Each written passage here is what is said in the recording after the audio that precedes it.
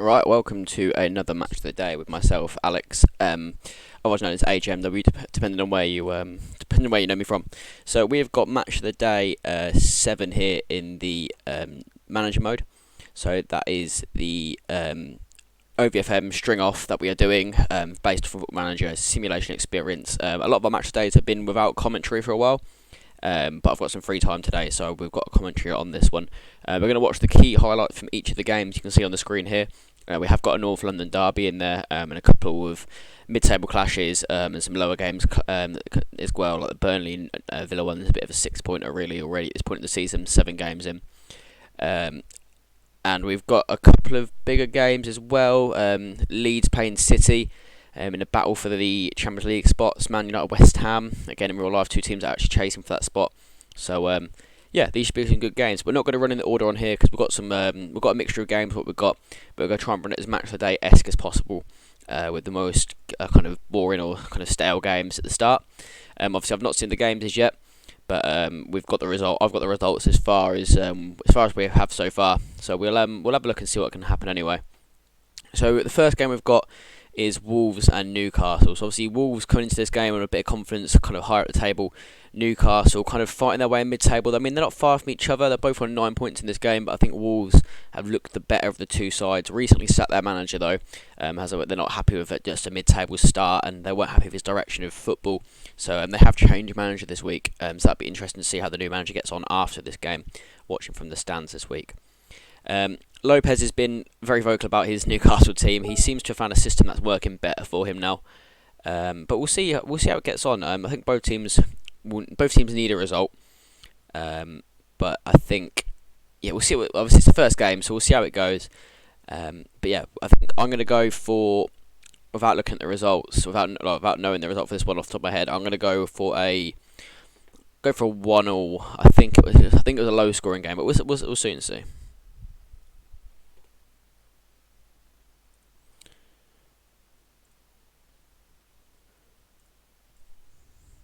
Okay, so here we go. We've got the key highlights on. You can see here. We're watching them from a director mode, and then we're going to have the replays on as well. Bit of a quicker speed here, but we'll see how we get on. Just cranking down the volume just a little bit there. So the game started off quite slow, as you can see here. Not too much going on. No shots in the first kind of opening 10 minutes or so. But we did have a corner for Newcastle early doors here. But yeah, not the most exciting of games to start off with.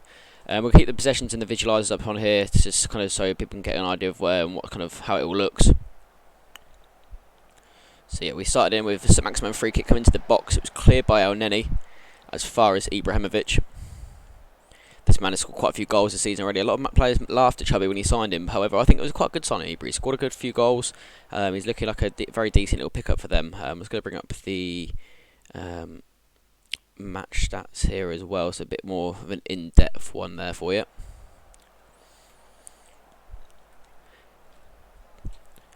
So we've only had the one shot at 25 minutes that was on target, and that was from Wolves, which puts that at their goals expected below Newcastle's, to be fair.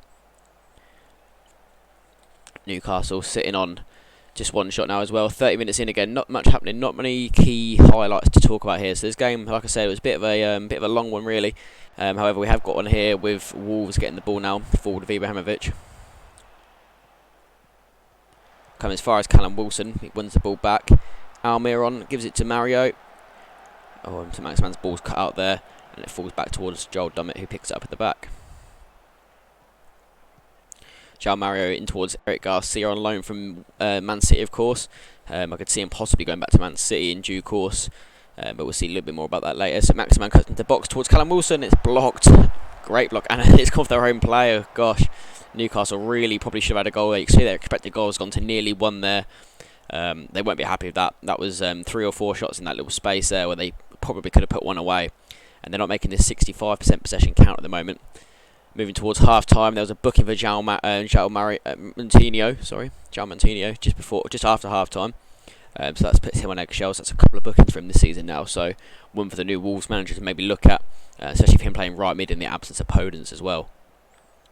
Okay, just under an hour on the clock, and Almiron has the ball out towards Lewis. Jamal Lewis sticks it out towards Ryan Fraser, who's come on, I believe, off the bench. Sends it towards the box. It's caught by Patricio. Nice, easy one for the Wolves keeper there. Sends it towards Neto. Neto moving forward with the ball, looks to cut inside. Can he get the chance off? Squares towards Martinho, and it's in. The booked man on the hour mark. There's something else for the manager to think about, the new one that's sitting in the stands watching. He runs over and celebrates in front of the Newcastle faithful, who are up in arms about that. They're not too impressed. So we'll see this again from the TV point of view. Neto made a great run. He's beat his man. Back post, no one's marking him. Sticks it across to Dubravka into the back of the net. 60 minutes in, 1-0 to Wolves in this mid-table clash. So still unexpected goals of 0.3 of Wolves, and Newcastle got one there. So you would have thought they maybe might have two something here. Neither teams have a clear-cut chance, according to the game. I feel like that was probably a great chance for Wolves. I'd call it a clear-cut chance because he's back post, he's free on his own. Yeah, I'd probably call that a clear-cut chance personally, but we'll roll with it anyway. Both teams have achieved 3 shots on target. We move towards the 71st minute now, and Wolves looking for a long ball, but it's picked up by Dubravka pretty easily. We have a possession ball out towards Wag here. Wagu, I don't say his name to be honest. In towards João Mario. St. Maximan now with the ball. Seems to do a lot of the stuff that makes Newcastle tick. He's got the ball forward, he sticks it off the pitch apparently. Not sure if that was a cross or a shot to be honest, but the games give it as a shot. But yeah, so Paul Dummett, wasn't Joel Dummett, it's Paul Dummett, my bad. Paul Dummett's actually been booked as well, so he's got a book into his name. So he sits on the yellow card as well as Martinho. And it's him with the ball there, puts it out to the right back. Almiron bring the ball in towards Willock on loan from Arsenal, of course. Sticks out towards Lewis, but Martinho cuts out again, only as far as the other booked man Dummett, who sends it up the pitch again to the other booked man Martinho. Them two are just playing by themselves, but it looks at high pressure on the keeper. Goes out to Neves, just about PK. Sticks back out towards Martinho, the goal scorer. Getting chased down by 2 Newcastle men. But he wins it back. I'm not too sure what Willock's done there. He slides towards through to Ibrahimovic. He's through on goal. Garcia there to block. Come back to Martinho. And it's just gone wide. Goal kick for Newcastle. So Wolves probably with the better chances in the second half. Of that one Newcastle chance. But yeah, Wolves looking like they're pressing a little bit up towards a half a goal expected now. As we move towards another highlight in this 78th minute. Still nothing too major created by Newcastle by that one or two chances they had in the box earlier. But Callum Wilson has picked up a very loose pass here. He's through on goal. He's on his own. Can he stick it past the keeper? Patricio stands tall. Collects the ball easily. Bit of a weak shot from Wilson there. He won't be very happy with that. Neither with a gaff. That's another shot on target. Another boost. As Miguel Almiron is also booked as well. But Newcastle is not doing enough to get the goals here for me. The attack's not quite good enough. It's a lot of midfield battle here. So it's very pedestrian in the middle. But yeah, I think this game's going to probably peter out. We might hopefully get one more highlight in here. Not looking likely, is it? And we finish here at 1-0 to Wolves. So Wolves start their match off with a win. So that's a win for the home side against Newcastle. We'll get the reaction from the managers obviously in the chats and hopefully in the comments on here as well. But yeah, not the greatest start for Newcastle to the season. They've had a kind of a wishy-washy start, but yeah, they need better in future weeks. But we'll see how it goes anyway.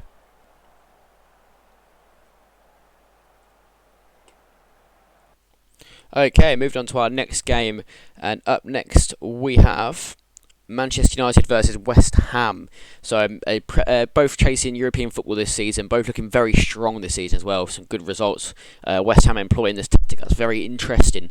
So we'll see how it pans out against United, who struggled past their last game. David De Gea kind of digging John out of a hole a few times, and obviously West Ham coming in here with a lot of motivation and a lot of good form as well. So this should be an interesting game, I think. I think it's going to be tight. I'm going to go a draw here personally, but we'll see how it goes. So the early possession, obviously, in the favour of West Ham here. 70% of the ball, 5 minutes in.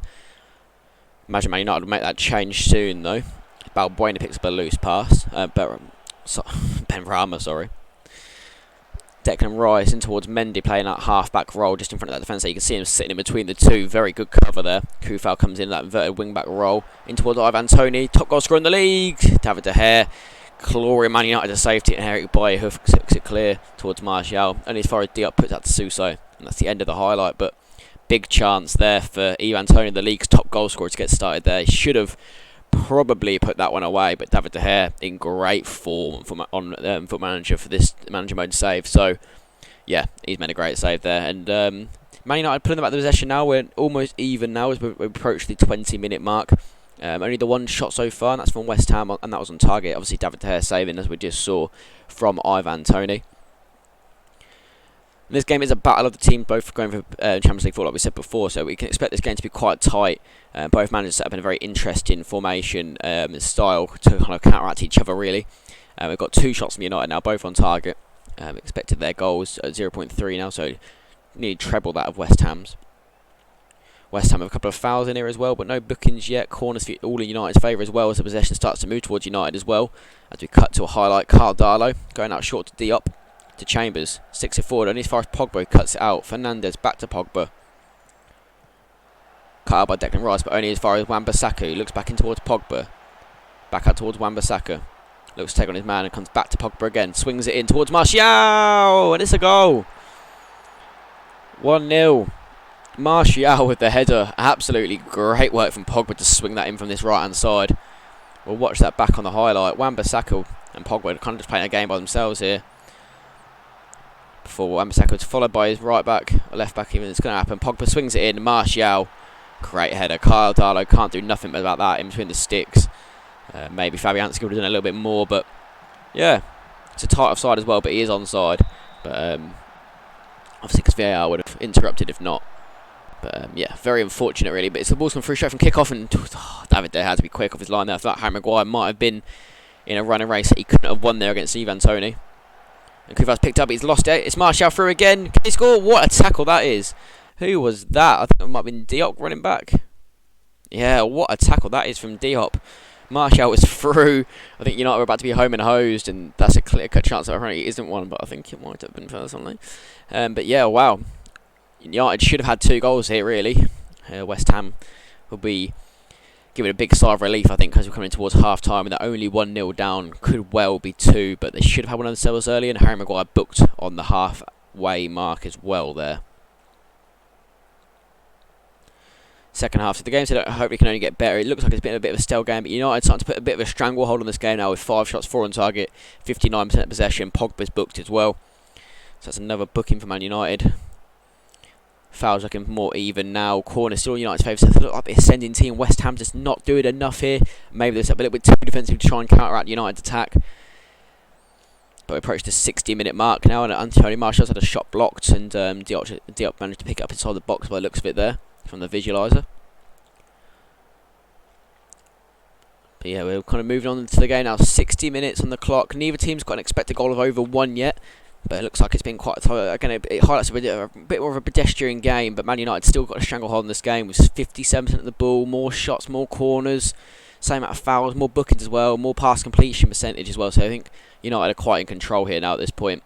West Ham made a couple of subs by the looks of it as well, since some names popping up on the visualiser there. We're moving forward towards the 78th minute now. Still not much happening in the second half. Kyle Darlow with the ball in the West Ham half, I think. He's given that towards Luke Shaw, who managed to nick it back, but nothing much happened from that as we got no highlight at all.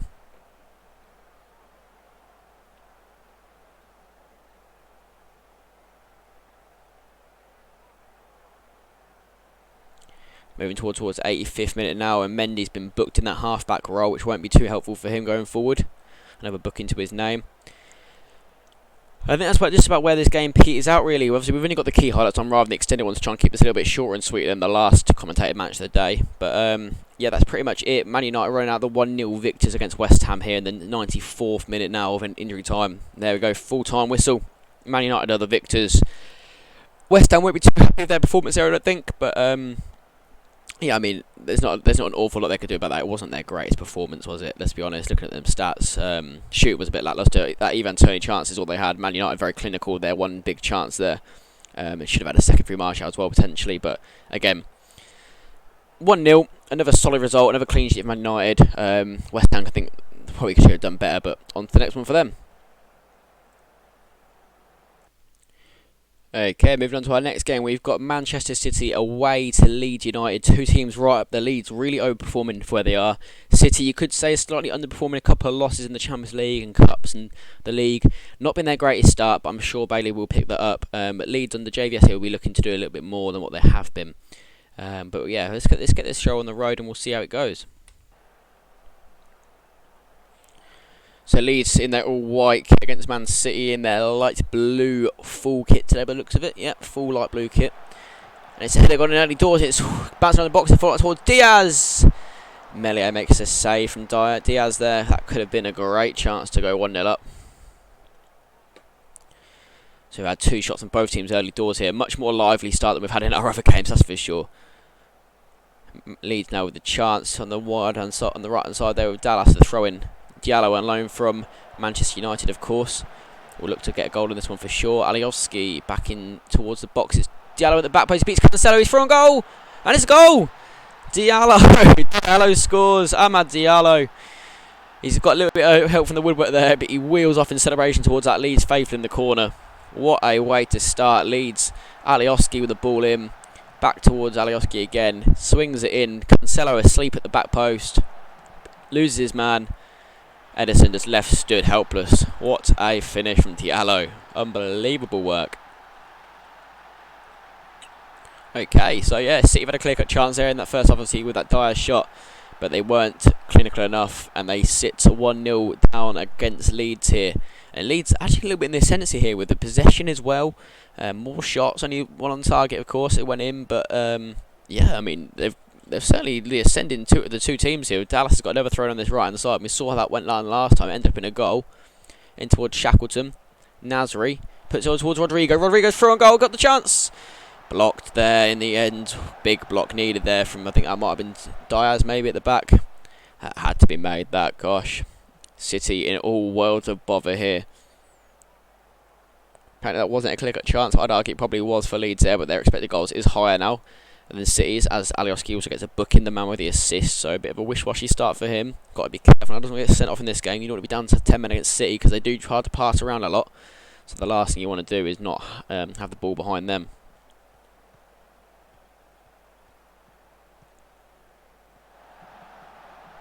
Rodrigo now in the box with the chance, sticks out towards Stuart Dallas. Stuart Dallas goes past Cancelo, he's got the shot. And Edison there to make the save. God, City are living dangerously indeed here. Again, it's not the greatest bit of defending from Cancelo. He's walked past by Dallas there. And Leeds moving on to nearly a 1 expected goals now. A couple more chances than City. 2 shots on target. City only having 2 shots at all, both off target. Not the greatest Man City start so far. Okay, we're on the halfway mark. Still 1-0 to Leeds. They lead champions-elect for this year in real life, Man City, by 1-0 at the break. Expected goals of just over 1. City's moving up to 0.7 now, so they're having a bit more of luck. They've had a shot as well, but it's gone off target. Leeds are on 10 shots, 2 on target, 1 goal. Possession is still just in favour of Leeds. City looks to be coming to it a little bit more, as Shackleton's injured as well now. Leeds operate in a very weird sort of lineup as well here. See if I can bring this up on the screen here. The Leeds formation. So they're running 2 players down this left-hand side, you can see here, to try and counteract the City attack on the right-hand side. So it's very clever what they're doing that. And it appears to have worked pretty well so far, as Walker now with the throw-in towards De Bruyne. Walker sends it up towards Isak on this right-hand side. Can he get the chance off? Comes across. Great tackle there. And that had to be made, that. Alioski gets it out, and it's gone for a goal kick apparently. So yeah, you can see they've gone for that kind of counterbalance there. And if I go to the City formation here, you can see this right hand side not really doing much, is it? So it's kind of up against a very stern side of the midfield here. De Bruyne looking a bit tired as well there as well by the looks of it.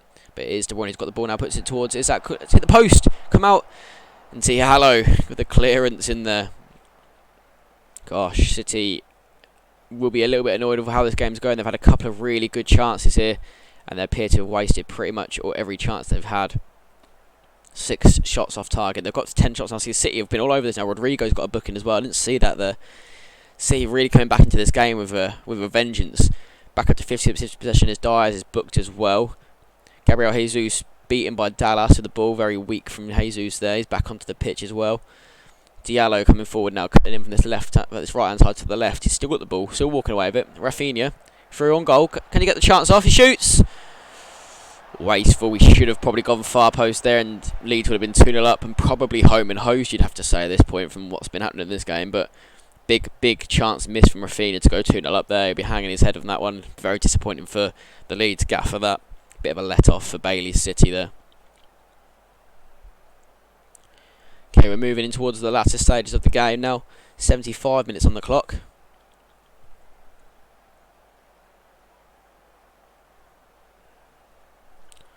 Moving towards 78 minutes on the clock now, and not a lot has happened. A couple of more shots for both sides. Leeds really bumping up their stuff there. Okay, we've got a highlight here. Meslier has got the ball. Comes out towards Dallas here on this right hand side. In towards Navas, who's come on. Navas with a chance. Saved by Edison. What a save that is. That is absolutely safe. City from going 2 down here and really spared their blushes there as Edison. And Rodrigo has gone wide of the goal. Well, you got to say City haven't been their usual self at all of late. Expected goals of 2 for Leeds here, so they really should have scored again. City got an expected goals of 1 as well. They really should have had a goal earlier on that clear-cut chance, and probably should have had another half-decent chance earlier when it hit the post. But this game's starting to head towards 90 minutes now, and Leeds still 1-0 up. Can they hold on to this result? By the looks of things, it's City have got more ball back again this late part, but they can't do enough. And that is 1-0 win to Leeds. So we've had 3 1-0s in a row. Leeds running out the winners, Man United running out winners, and Wolves running out the winners. All at home, all 1-0 winners. So you can see how this week's going so far. And yeah, we'll be back for the next game very shortly. Okay, thank you for joining us for the next game. So game 4 on our agenda here is Crystal Palace at home to Liverpool. All the home teams have won so far. Can Palace make it 4 home winners in a row for the start of match of the day here on TMM, the manager mode, week 7?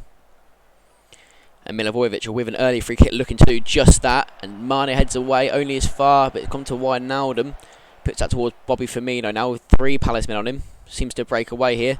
He's got a couple of men at the back post charging in. Can he get the chance to cross? And Guaita saves.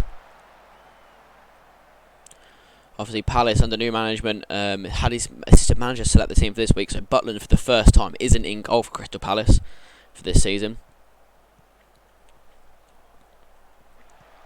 Robertson out towards the wide side here.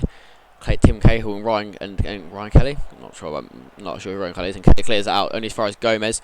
Liverpool back up to most full strength now. Their players back from injury. Salah towards Mane.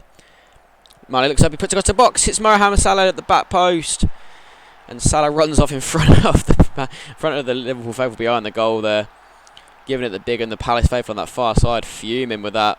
Their team just fell asleep completely. Salah out towards Trent. Back towards Salah, in towards Mane. Mane sees Salah making that return run at the back post. Great cross, great goal. Guaita left helpless by his defence there. 7 minutes in, Liverpool are 1-0 up.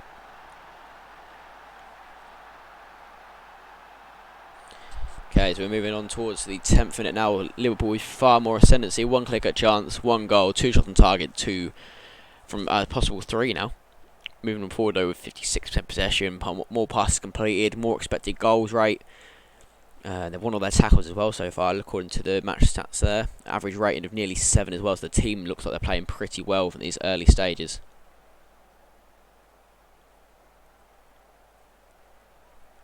Trent picks up a silly booking there, 1-0 up and away from home. Probably didn't need to pick up the booking, but maybe it was a big chance for Palace to break forward, so that's tactical. And Mane booked as well, so that's 2 Liverpool players now on a booking. Interesting stuff from Liverpool to get booked 2 players early, both quite attacking players on the opposite sides as well. Not what they're going to want.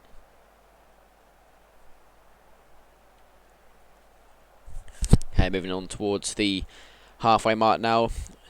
Palace starting to get back into the game just a little bit. You feel the expected goals creeping up, a couple more chances as well. Corner in there for them. Joining fouls, but we do cut to another Liverpool chance here. Trent swinging the ball towards the back towards Van Dijk. Over the bar from Van Dijk. Unfortunate that for Liverpool. Bit of a let off for Palace, so they let Van Dijk get free there, which you do not want to do. You do not want to let him free in the box. He's tall and powerful, and he's got a great header on him. Zaha with the chance now. It's gone down. Is it a penalty?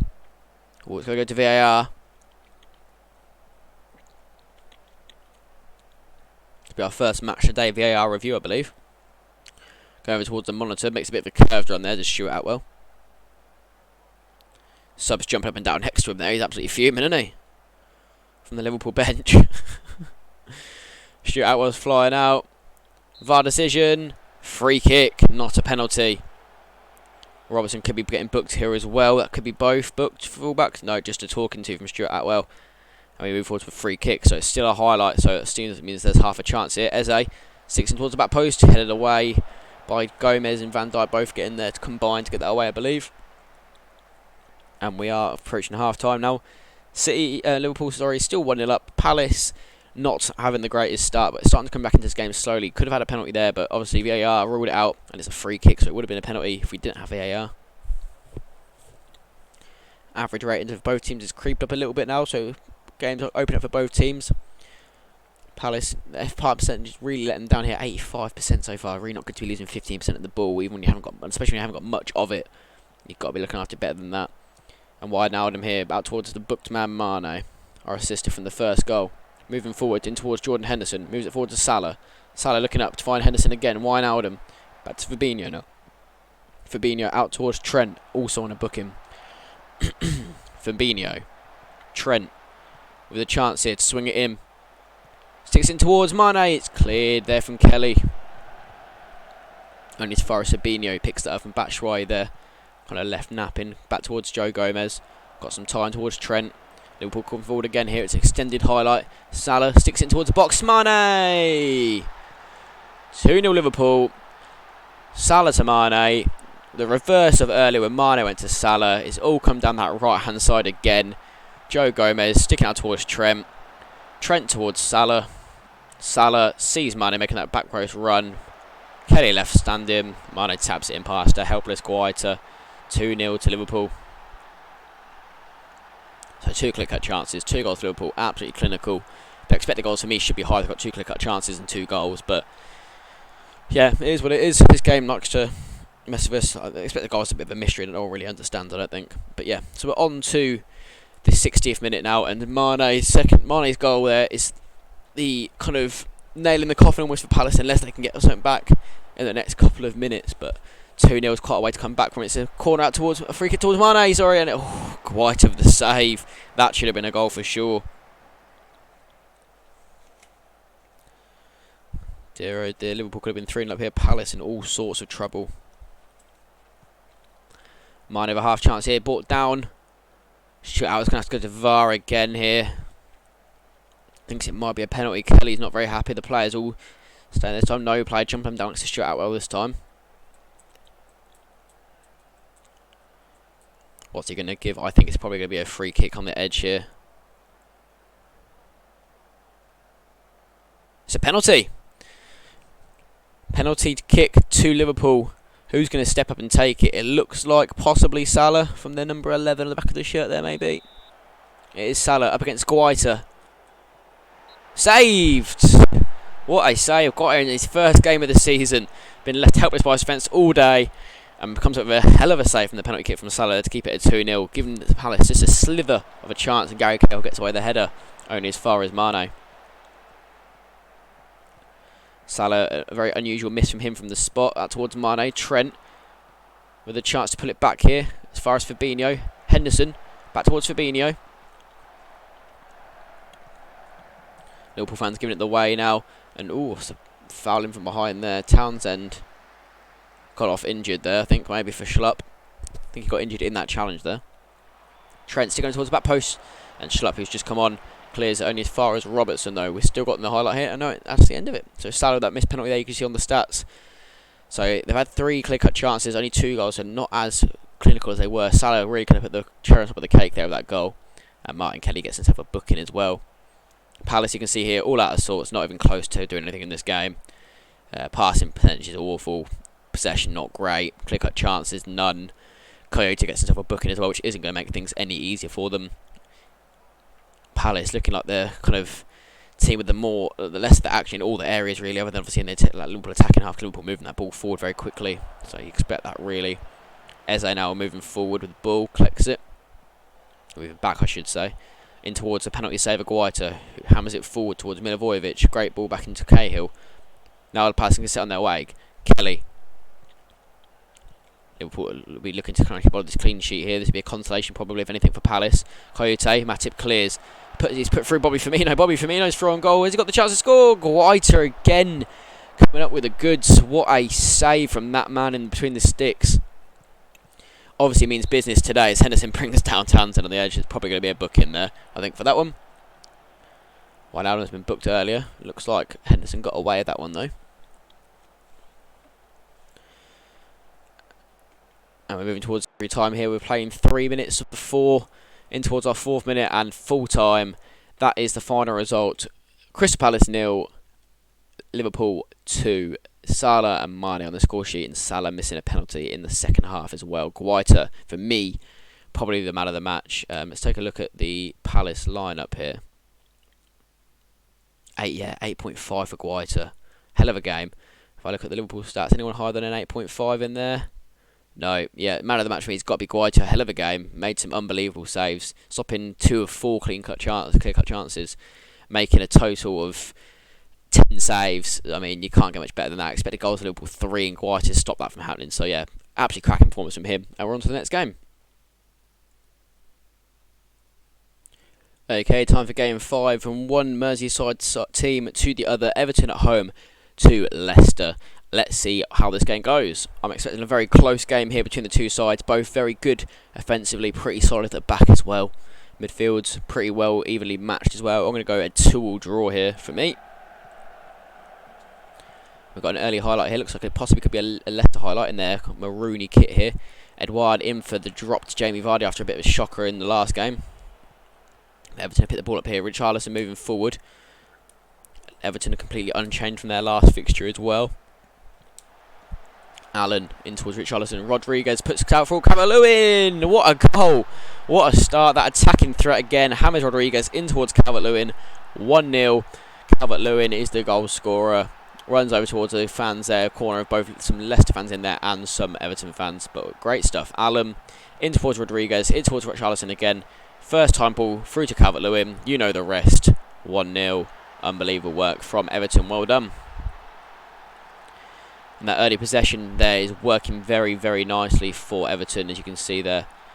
1-0 up. Bring on the match stats here. Apparently it wasn't a clear-cut chance, but if you say so, game. Madison moving forward now with the ball. In towards Hulk, recalled to the starting lineup. I think he's got the captain's armband on his helmet, by the looks of it. I don't know, it might just be the kit. Piero in with a chance to pass past Digne. He's got an injury. Chance, Pickford saves. Madison post. Oh my. Back towards Piero. Blocked again. How have they not put this in? My. That was an unbelievable bit of work there from the Everton Everton defence not to have that one go into the net. It's a clear-cut chance, I think, possibly for Leicester. The game's not fancy in it, but wow, yeah, could have done better there. And Leicester really putting their attack towards Everton now with more possession. We've got another Leicester highlight here. So Piero in towards Hulk, in towards Edouard. Chance. Keane missed it, and Edouard hits the back of the net. Pickford thinks she probably did better. Yeah, I think you're missing a section there from Keane as well. Really not good there. The game pointing out there from Keane. Look at this. He's left it completely. He's been beaten in the air by his man. He volleys it past Pickford, who gets beat at his near post. 1-1. Parsons a lot better in this game for both sides. Both above 90%. Headers won, both pretty poor. Both poor from Everton. Really decent from Leicester so far. And we're up towards 30th minute. So 1/3 of the way here, and Edouard making a lot happen here, and he's starting for Jamie Vardy. Sticks it out towards Harvey Barnes, who's chased down by the right back. Sticks out towards Castagna, towards Adley. Chance Piero. Piero really getting forward in this game. Sticks it past the post and out for a goal kick. Odson Edouard with that goal in 26 minutes. 20 minutes exactly after Calvert-Lewin opened the scores, and we move on to 36 minutes. And we're still 1-1 here. Locked horns. Leicester with more of a kind of attacking prowess in this game, and more shots, more one on target, more. But yeah, I mean, they've got the more expected goals. They probably should have done better earlier, that chance as well. But game's looking pretty even from the average ratings as well. Both on a 6.8 pretty much average match rating. As we move towards another highlight here in the 43rd minute. Chips in towards Calvert-Lewin for fine, heads away back to Rodriguez. Puts ball to Mbabu, the right back signed from Wolfsburg in the summer. Out towards Digne, who's still carrying that injury. Still on the pitch though, soldiering on. Allen, back towards Digne, chases it. Ball across, Calvert-Lewin!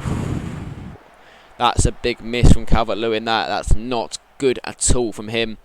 he'll be hanging his head in shame. Everton manager pulling his hair out, Joshy Bay, over that miss, because that's the sort of miss chance you can't afford to miss in a fixture like this one at home to Leicester, another team who will be in and around the area Everton are aiming for this season. Second half moves on here. You can see Everton starting to play like the home team just a little bit more now. A couple of more chances in there, more possession, and we move towards a highlight with Soyuncu with a free kick deep in his own half. No one near him there, weirdly, but he has got it back, and they seem to have safe possession now. And towards Schmeichel, pass out to Fofana, just whistles past the Everton man stood there, and that ball is wasted, and the Everton defence can pick that up. So we move forward. Allen, ball through to Calvert-Lewin. He's got the chance to score. Schmeichel looked all at sea there, but gets down to it, and that's another big miss from Dominic Calvert-Lewin. Probably should have done better there for me, I think. And their expected goals bumps up a little bit, but yeah, probably should have done better there. And Everton are trying to get back into control of this game. They seem to be attacking more now and kind of giving more to the game than less to do, but just can't seem to get that final chance in, really.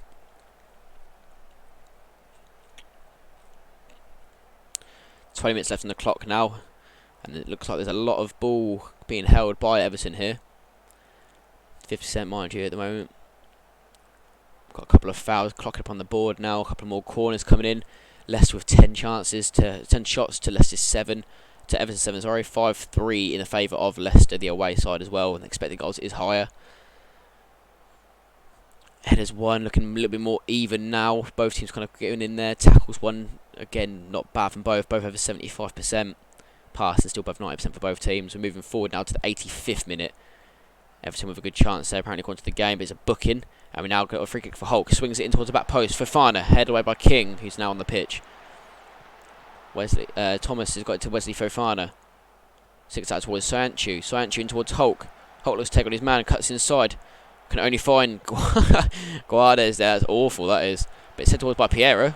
And that is Pickford jumping on the ball very dramatically. And we still consist with this highlight. I think it might be longer than 6 seconds in the ball in the hands there. But Pickford's put it forward towards Calvert-Lewin. He's got a chance, shoots!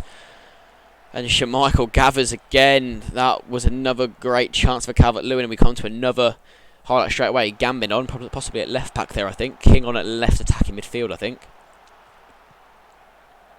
Sticks it forward.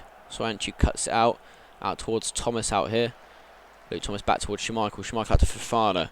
Good ball holding so far. Piera now. Steams forward. King cuts it out. Allen. King. Keane. Back to King. King operating in his left back position for now. Puts it down towards Pickford. Chase down. Gives it to Mina. Back to Pickford, who's still got under pressure again. Gives it to Keane. Still not much attacking football. It's just kind of back and forward. But that's a missed ball. And Calvert-Lewin's in. Can he finish this time? Schmeichel with another save. Saving Leicester's blushes there. Again, awful defending from Leicester. But it's that man, Schmeichel, who saves him again. Rodriguez out of a corner. Hooks it in. Schmeichel saves. Good reach in the air again from the keeper. And that's the end of that one for now. Gosh, I mean, Everton have had some really good chances in the second half. They really should have done better. Moving towards the 92nd minute now. Are we going to get a late winner? We've got a highlight in the 92nd minute. King, Gambin, puts it in. Tielemans heads away. As far as Decore picks it up. Back towards Allen. Allen now, Decore. Allen, Gambin, Decore. The same trio gets it, but it's Rodriguez in towards Calvert-Lewin. Gives it to Josh King. Josh King's through. Guardes! And it's a goal. Everton in the 93rd minute. And they stream over in their numbers over to that corner. Let's have a look at this again. Decore, Gambin, King really hold that well. Rodriguez in towards Calvert-Lewin. He probably could take that on. Give it to King. King with a shot blocked. Fell to Guardes. Schmeichel helpless on that one, I'm afraid. Very unfortunate. It was a good block in there from Piero in the first place. And yeah, 3-0. 2-1, sorry, 3-0. 3 goals in the game. Everton finally making those chances pay. And they run out 2-1 victors in this fixture. Congratulations to Everton. Commiserations Leicester. And we move on to our next game. Okay, welcome back to match 6 here of match the day 7 with myself, Alex, from the manager mode and the OVFM. We're moving on to our 6th game now, which is Burnley hosting Aston Villa, the battle of the Claret and Blues. Obviously, Burnley in their home kit today, Villa in their all-white away kit by the looks of it. And we've got an early start in this one of not too much going on. 2 corners for Burnley, and that's a lot so far. But we are on game 6, so we expect some goals in this game. Jack Grealish out in this left wing opposite position today. Cut out by Goodmanson. Conser with the header. Douglas Luiz. Sanson out towards target. Grealish been towards Wesley. Good on form recently. Goes down. No penalty given under the tackle from Hummels and Maori there. McNeil now flooding forward. Beats his man. Left him stood there. Don't know who that is. Conser left stood still. Save Emi Martinez over the bar. Corner ball. Decent chance of both there already. Longstaff sticks it in towards the box. Headed away from Conser. Only as far as Wesley, who looks to go as far forward, but the highlight was finished. So we'll move on to our next one. 16 minutes on the clock. Just the one shot on target so far. That one that was tipped over the bar by Emi Martinez. Move forward now to another Aston Villa highlight. Cash. Longstaff heads away. Only his 5 back to Marty Cash again. He's tackled by Horejo. Horejo gets the ball, but off goes to the Villa man. And Grealish is from goal here. Can he score? Pope with a great save. Hell of a save. That is from Nick Pope to get down there and save that. I think Grealish should have done better, really. But we move on to the corner now. Grealish swings it in, right-footed, towards no one. Matt Hummels picks it up. Grealish on his own. The chance. Oi, oi, oi, and Pope picks it up again. Grealish again, wasteful from Grealish there. 2 shots from him, both on target, both not even troubling the keeper. Not great from him at all. Dwight McNeil with an early yellow card to his name there as well. Wow, yeah, Grealish has been very wasteful here. You expect that. The Villa boss won't be too happy that with Dylan. And Ezri Konsa booked as well, so it's 2 early bookings in this game for McNeil and Konsa. In a very even game, possession fairly even, fouls even, corners a little bit more in Burnley favour. Expected goals pretty similar as well, shots not far from each other either. Pass completed again, very similar. Headers 1, both 8, tackles 1, both above 75%. So yeah, very tight game so far. And we move towards another highlight here. McNeil swings it in, and it's in the back post. And Martinez, not too sure who ended up getting on the end of that, but Martinez is the final body on top of the ball. And Villa probably get away with one there. I think Goodmanson might have been in the box there to try and tuck that one in. Move towards the second half now. Still 0-0. No goals on the game so far. Expected goals half of both, so we probably might get something in this second half maybe. Phil Bardsley out on this far side. Swung in. Keeper saves it. The Burnley gaffer had his assistant manager pick the team for this one, interestingly. Maybe losing faith in his own ability potentially, or maybe losing faith in the team. Not too happy with Burnley of late. Only 1 point in the league so far, obviously before today, I think. Now targeting towards Mings. Mings sticks it forward. Wesley being really impressive late in the absence of their main striker. Obviously Ollie Watkins is out injured at the moment. Barkley now on this left hand side. Tackled by Hummels, but keeps the ball. Barkley probably the bigger of the 2 men there, to be fair. Back towards target. Grealish now picks the ball. Slides towards for Troy. Troy's through. Saved, and Bardsley clears it away. And that's another big save from Nick Pope, keeping Burnley in this game again there. Burnley with the only clear-cut chance of the game so far, though, apparently. Despite having the lower expected goals. Emi Martinez has made 2 really good saves, though, to be fair. But so is Nick Pope. It's battle of the 2 great goalkeepers today. And Pope with another save there by the looks of it. Villa on 7 shots on target now, so keepers made quite a few saves so far for Villa. Strinick now in that left back position towards Parejo, goes it back towards Mari. 3 new boys and towards the 4th new boy in Hummels. Goodmanson, a stirwall in this team so far, sticks it up. Bardsley, Goodmanson, sticks it out towards Matty Cash. It's cleared back to the keeper, and I think he can pick up Konsa. Back towards Martinez again, he's got time, gives it back to Konsa. Not really any pressure here. Douglas Luiz sends it up towards Traore now. Traore looking for that run across the left-hand side, but only gives it to Sanson near inside. Cash now through on that right side. Left back's not tracked it really very well. Cash cuts across the box. Grealish! I'm not sure how that's got through, but Jack Grealish has tucked one in on his right foot. And he runs over towards the Villa faithful in that corner. They're giving it the cheers, and obviously the Burnley ones there are there as well, so they're not obviously not going to be too happy, but that's a great bit of work there for Matty Cash to get the ball back in. Beats his man, sticks it across, everyone misses it in the box. Grealish is alive, no one else is, and it's in the net, 1-0.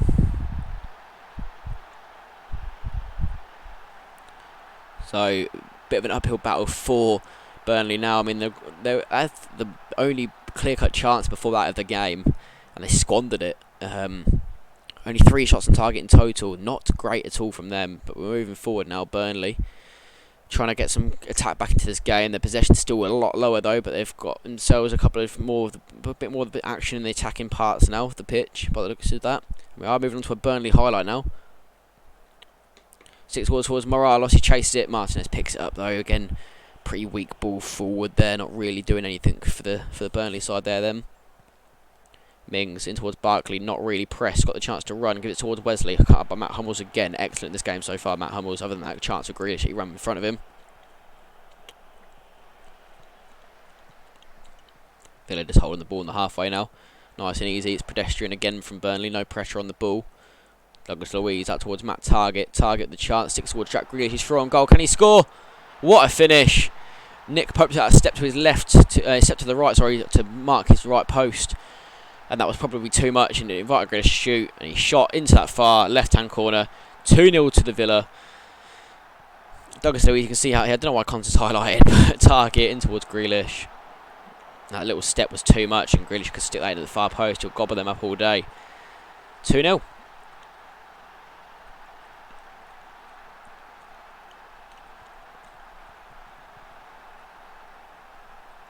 Okay, we're moving on to another Villa highlight. Target. Grealish again on a hat-trick now. Matt Target. Grealish could already have had like probably 4 or 5 goals in this game, really. He's not had a great one in terms of the first half. The second half, much better. Watkins is through off the bench. Watkins returning from injury off the bench with a chance to score on his return from injury, but Nick Pope gobbles that one up again. And again, Nick Pope kind of keeping Burnley in this game, stopping him getting embarrassing, really. But Brownhill now with the ball on this right-hand side appears to have come on as a substitute. Parejo sticks it forward. Bardsley, ball in. Moralos! And it's a goal. That snip for Eddie Martinez. Great cross that though from them. Parejo with that absolutely excellent vision to spot Bardsley there with a run. Bardsley with the ball cross. Missed by Conser. Moralos at the back post. Probably saying his name wrong. Scores 2-1. It's a tight offside call as well apparently. Not sure what part of the player's bodies actually kept him on the side there, but VAR has let it go, so on we go.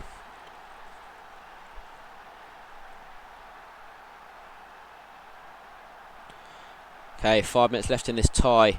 Burnley needs something to happen.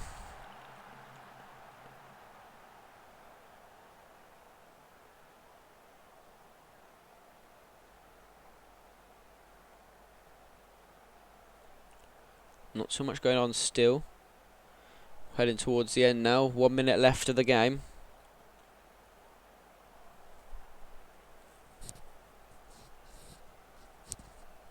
.92 minutes played in towards injury time. Still not much going on for Burnley. They've had another shot on target, but it's probably not going to be enough. Moving to the 3rd minute of injury time. We're still waiting for Burnley to happen. Moving towards the 94th minute of the game. I think the referee is about to blow up. Got a half bit of chat going on, and it's full time. Grealish's 2 goals separate the teams. 2 clinical chances for Burnley. They weren't clinical enough. Villa just a little bit more clinical, and that's just the way the cookie crumbles sometimes. Okay, welcome back to our next fixture. We have got Brighton and Hove Albion at home to Chelsea. Let's kick it off and see how we get on.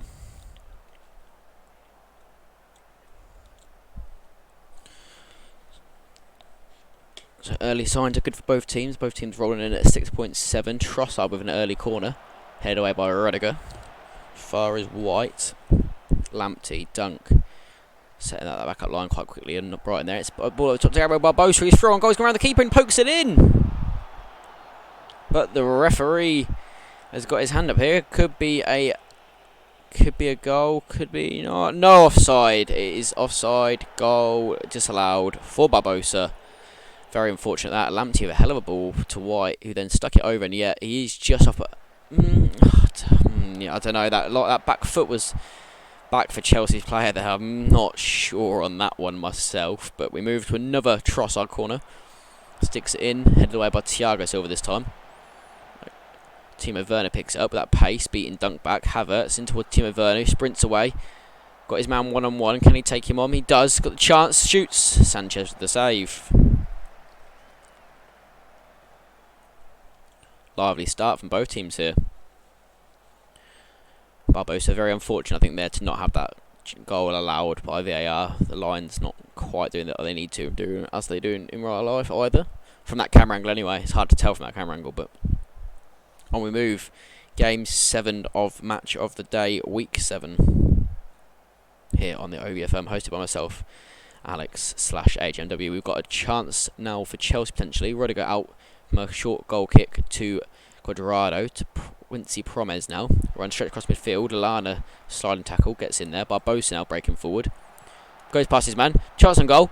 Saved by Kepa as Cesar Arrizabalaga in the goal. Getting my players all mixed up today. That's a great save and a really bad miss from Barbosa there. Should have done better. Kante now looks to chase. Nowhere near, and Lamptey's chasing back. Seems to have overtaken him with a tackle. Great tackle. Only as far as Timo Werner. He's now free. Picked up the loose ball. Timo Werner! Left-footed past Sanchez in goal. Very unfortunate for that tackle from Lamptey. Last ditch. Probably didn't need to make it because he would have overtook him and got ahead of Kante there, but he did make the tackle off of Kante. And the players loose there. There's no right centre back.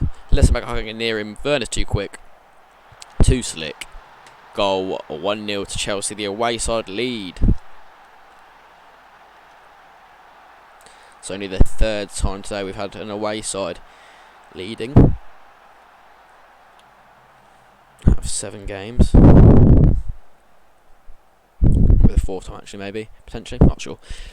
Okay, Rudiger's booked now. 32-minute mark. Okay, 35 minutes on the clock. A little bit more possession for Chelsea compared to Brighton.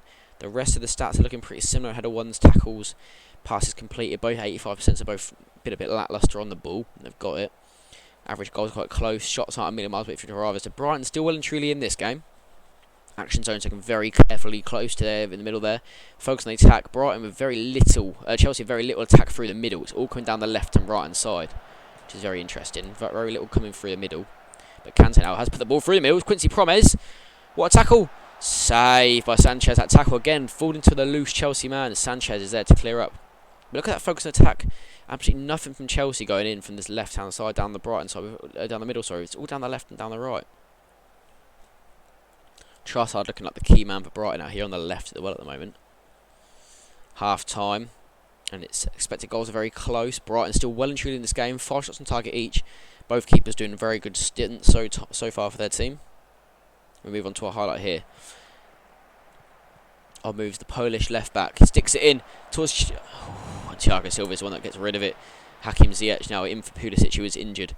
Moving forward with the ball. Finds Quincy Promes down that right hand side again. That right hand side is well used, but Trossard on this left side again for Brighton. Again, one of their best players sticks it out to Jahanbash. Does his man nutmeg Chilwell. Pulls it back to Mupé. Barbosa blocked. Barbosa again, and it's in. Gabriel Barbosa with the goal. 1-1.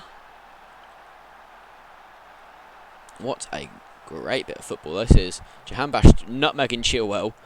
Pulling it back. Mupé, but blocks the first time. Trossard pokes it back forward. And Rudiger, not much you can do there. And Brighton are level. Brighton looking like the better of the two sides here as well. Which would be great to see for Mikey.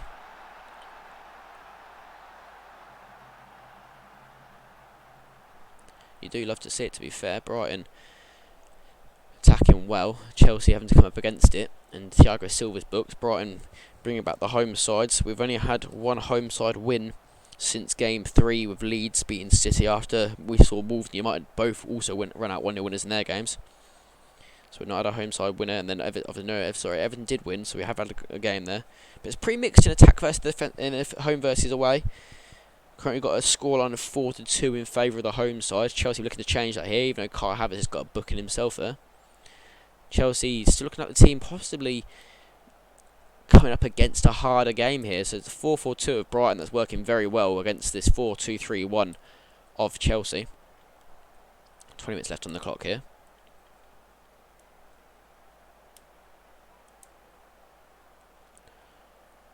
Okay, and Brighton not really doing too much. Chelsea not either. Been a bit quiet. Brighton have had a few more shots on target.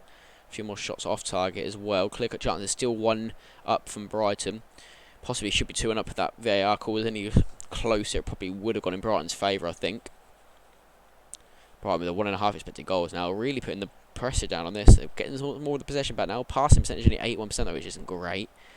Giving Chelsea more of a chance in the game than they probably should be at this point. Moving on now to the 83rd minute. Still not too much is happening. We've got a highlight here though. Ariza Balaga towards Thiago Silva. Kante, all one-touch stuff. Kovacic takes more than one, but gives it into Giroud, who's now on. Sticks it over to his far side to Hudson-Odoi. Looks to take his man on. This man holds him up well, but Kante now back. Hudson-Odoi cuts in. Kovacic! Werner! Oh, it's off the post, and then Lamptey there, the last second block from Werner. What a chance for Chelsea. That is a clear-cut chance for them now. That has gone to waste. Ay, what a close game. Chilwell at 88th minute. Throwing in Lallana, clears Kovacic again there. Stonewall in midfield today. He takes a chance. It's just whistled wide. Kovacic is playing a very good game today, I think, personally for me, from what we've seen from the highlights. Tackles all pretty similar. Headers pretty similar. Possessions are getting very similar again here. Now both teams have had 10 shots, well, on target versus the total for Chelsea versus Brighton. 92nd minute now. Bissouma. Lallana. Kovacic with another great tackle, but only as far as Ben White. Sticks it over. It's intercept by Cuadrado. Hudson-Odoi. Chelsea in the break.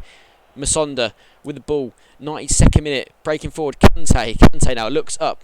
Sees the run in the inside from Kovacic. Kovacic is there again with a great ball to Hudson-Odoi. Hudson-Odoi, can he get the ball in? Can Chelsea win this? Can they nick it at the death? When they really shouldn't have done it. Cuadrado in. Werner! He out-jumps Lamptey. Battle of 2 shorties there, and Werner comes out the winner. 2-1 Chelsea right at the death, and another away team win looks to be in the bag, making it 4-3 on aggregate for the home versus away. And Cuadrado with a great ball in here. Werner peeled off his man. Lamptey, Sanchez saves it into the net. Possibly should have been in a better position there in the first place. The defender might have been in the way. And that will look like it's possibly that. Gutting for Mike and Brighton there. They probably deserved something out of that game. Very unfortunate indeed. 95 minutes on the clock, and that is full time. Chelsea coming out a little bit lucky in this game for me. I think Brighton probably deserved it more. A draw possibly could have been a fair result, you could argue, but I think Brighton probably deserved it a little bit more, especially for their early pressure. But Chelsea ran out winners, and that's just the way the cookie crumbles sometimes. And it's these little nitty-bitty wins that make very successful top 4 teams. So, yeah, Chelsea very happy with that. Mike could be gutted with that, I'm sure. Okay, moving on to our next game here, and we have got Fulham against Sheffield United. Not a game I thought would be all the way up here in game 8 of Match of the Day, but could be on to an exciting one, I think. Lots of goals needed from both teams to climb up that league table. Both had stop-start starts, really.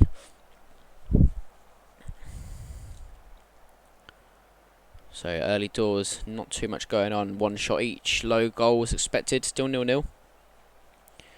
George Baldock with a foul out there. And now we've got the ball as well, so he's been involved a lot, obviously, and Ben Osborne is as well, so the fullback's really flying forward there. And now we have got Ben Osborne with a corner. Sends it in. Great clearance by the Fulham centre half there, only as far as John Egan. Pulls it back. Sunderberg. As far as Baldock.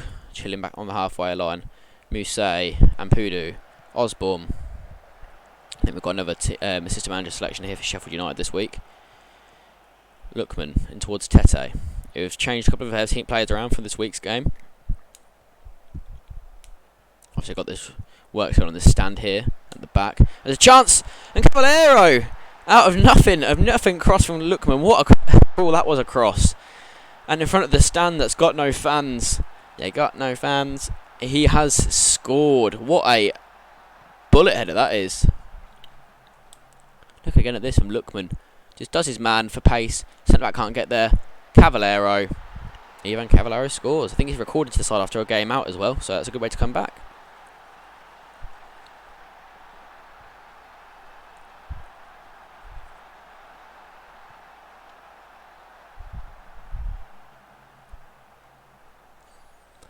Okay, so Fulham looking like they're probably the more of a ascending team at the moment. Not much attacking threat from Sheffield United.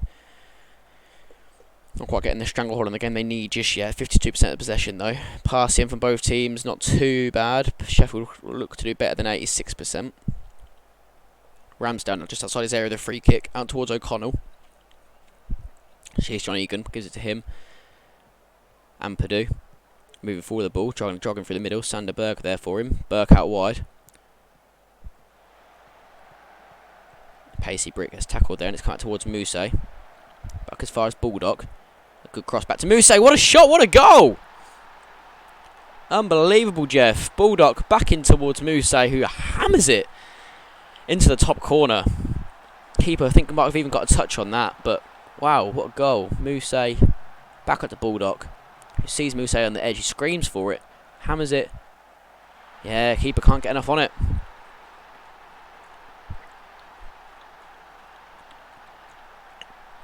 That stand also hasn't some work on it at Fulham. I think they've got 3 stands having work on. But yeah, wow, what a goal. Okay, so moving on just past half time, 1-0 here. 2 chances off target, 2 on for Sheffield, 2 and 1 for Fulham.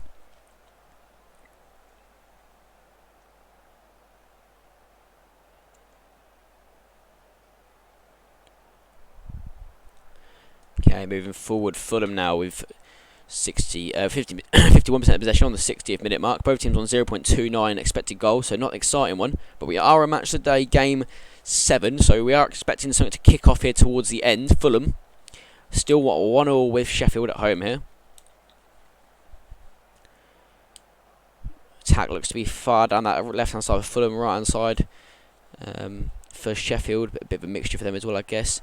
Byron, who flicks it over. He's come back to Lookman! Gets ahead of Stevens and Lookman scored. Lurking like a gherkin at the back post. Edna Stevens really should have done better there. Dahoud with a great flick on to get ahead of Egan there, I think. Watch this back. What a throw-in. That is Dahoud with a great flick. Diego Costa managed to stop Egan from getting there. Stevens can't react. And it's great stuff. Lookman scores 2-1 to Fulham. And they bumped their expected goals up with that goal as well. What a great bit of work. I mean, we've got another highlight here. Fulham into what? So it's got the ball with Haggy. Goes back to Byron. Lamina, Loftus Cheek in towards Haggy. Haggy shoots! Goal! 3-1. And 2 quick goals at the end. Game goals. 2 quick games. Yeah, that's what we want. 2 quick goals. And Lamina in towards Loftus Cheek. Look at this again. Diego Costa, great ball. Haggy for great first time finish. That is great one-touch football there from Fulham. 3-1. Fulham in the ascendancy. I don't think there's any way back for Sheffield now. Not a good game at all from the Sheffield United boys. Another loss. Assistant set up their team on this one as well. I think potentially maybe on this one. It might have been unchanged, but yeah, it's really not gone well, has it? 3-1. Full time. And that's that. A good second half there. We've got some good highlights in for game 8 of Match of the Day. We'll be back for game 9 very shortly. Okay, moving on to game 9 of the Match of the Day. We have got West Brom up against Southampton. So again, not a game you expect to be later on in Match of the Day, but this one I can tell you now is goals, goals, goals. Okay, sorry about the delay there. We're getting all the screens set up and we're good to go. So, West Brom against Southampton. West Brom the home side. We did have another home win just now. Our first for 3 games. Yeah, we yet to have a draw. I think we get to have a draw so far today. Yeah, we are. So, yeah, but this one's got loads of goals. So let's see how it goes anyway. Ings. Asimo's picked up. Matthias Pierre now with the ball. Finds Willy Bolly. Gives it to Diagana. Gives it towards Asamoah. He's got a chance. He cuts it back. He's crossed the goal. It's Matthias Pierre. He's there. It's Caelan Grant. Not too sure who it's put that. I think it's Caelan Grant who's put that away. 5th minute. But yeah, Southampton all at sea there. Not too sure what happened. And what a bit of a scramble in the box, really. Diagana with a great ball over to Asamoah, who was in. Got past his man. Squeezed it across. McCarthy saved. Matthias Pierre shot. And Caelan Grant was there to tap it in. There was a man on the line as well. So interested to see how that's not gone to VAR, but yeah, 1-0.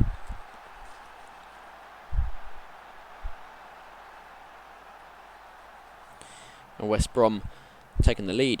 0.85 on the expected goals. 6 shots so far, 4 on target. So there's a lot in that little moment there, though, to be fair. 2 clear-cut chances. We've only seen the one, though, I think, so it's interesting. Walker Peters in towards Redmond. Armstrong. Walker Peters again with the ball. Southampton need to respond here. A really slow start in the first 15. And Armstrong has now got the chance to. Redmond, who's in the centre cam for Smallbone, who's injured. Armstrong, Diallo, Redmond shoots! What a finish! Top corner, first time. Nathan Redmond off of Diallo's ball. And the man who comes in for the injury, as I was just saying, has bagged himself an absolutely cracking goal. There's one for Lewis to think about in future games, I'm sure.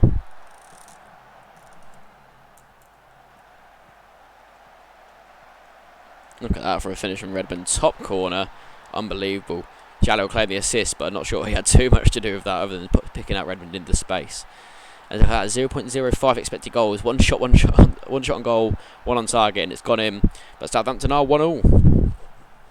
Be very frustrating for West Brom. That appears to be in the ascendancy, but they have got a highlight here. Pierres puts the ball in. Cavani, the back post.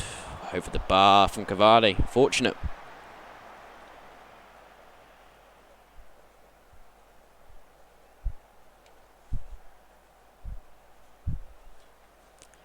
Okay, so moving on towards half an hour played.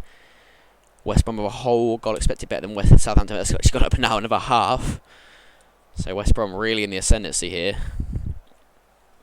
Really attacking well. 11 shots, 7 on target. Shots for them, isn't it? Van der Voort towards Willy Bolly. Playing alongside Livermore today for the injured centre-back that is left out of the side still. There he is, Livermore with Bolly. 6 out towards Diagana. Matthias Pierre cut out by Ward-Prowse though. Armstrong now with the ball.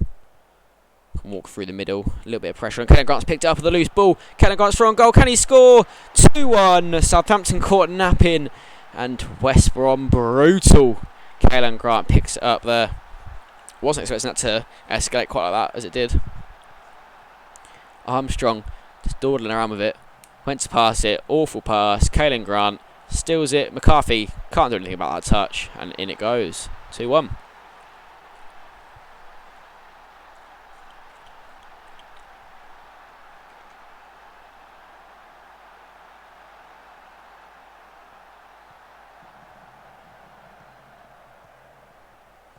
Nathan Redmond now, the substitute for this game, well, the new man in for this game, should I say.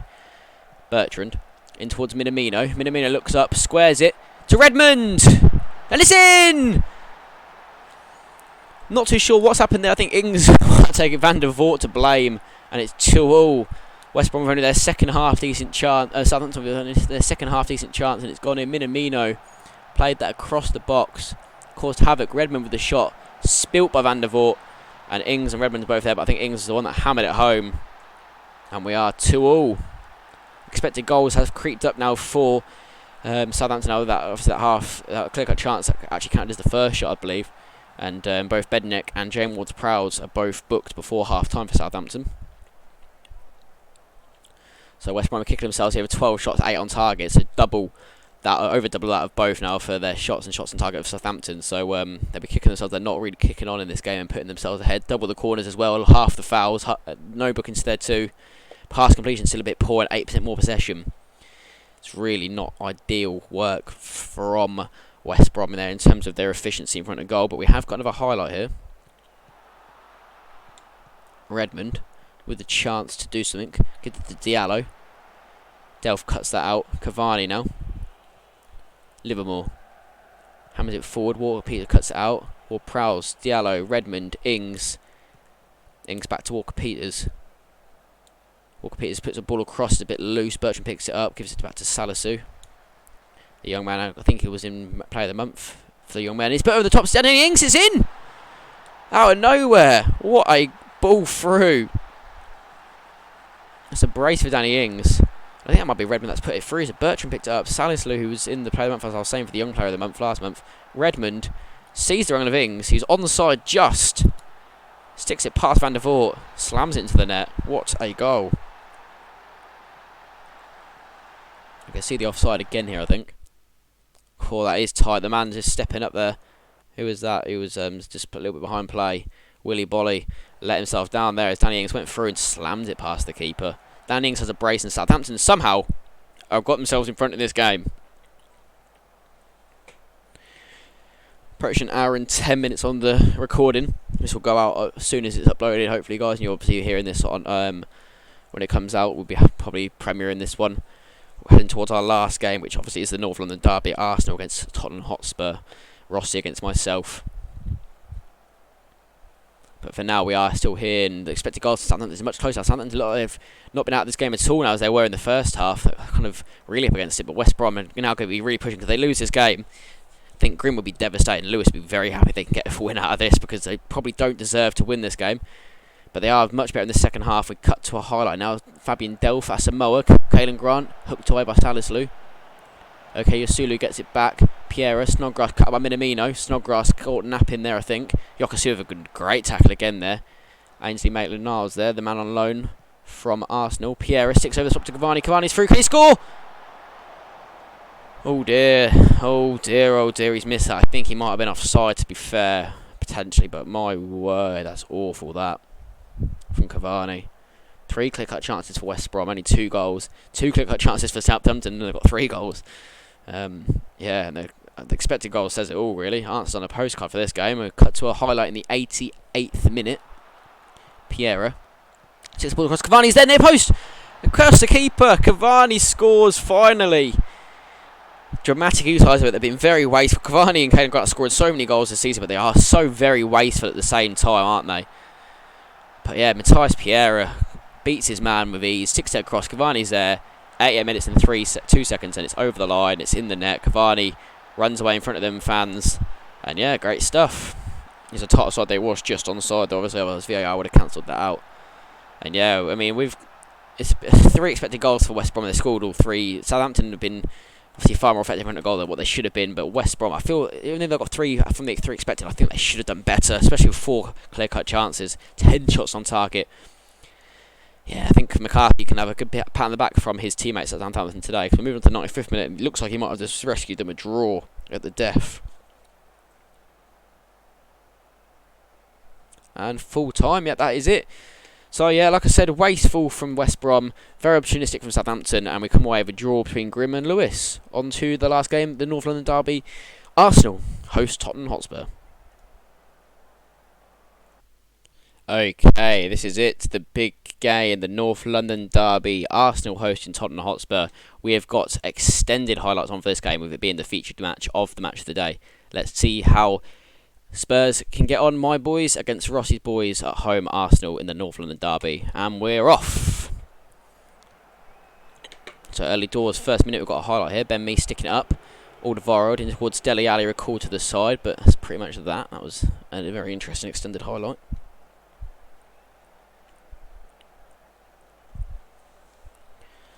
Obviously, Spurs top of the league at the moment. Arsenal chasing that European spot after a bit of a stop-start. They had a couple of weird results. Moving towards the 10th minute now. Neither team's had a shot as yet. There's a lot of defensive players in both teams' thirds there. You can see they both got a lot back. Obviously, Spurs playing a 3-4-3. Them kind of more midfield and defence packed out. And then Arsenal got obviously 9 of their players. Well, and the keeper, so 10 in that defensive part of the pitch as well, that second half of the pitch. So it should be interesting to see how this pans out. Lucas Moore running through on goal now. Not really challenged at the moment. He's running still. Shoots! Leno with a save. Great save from Bernd Leno there.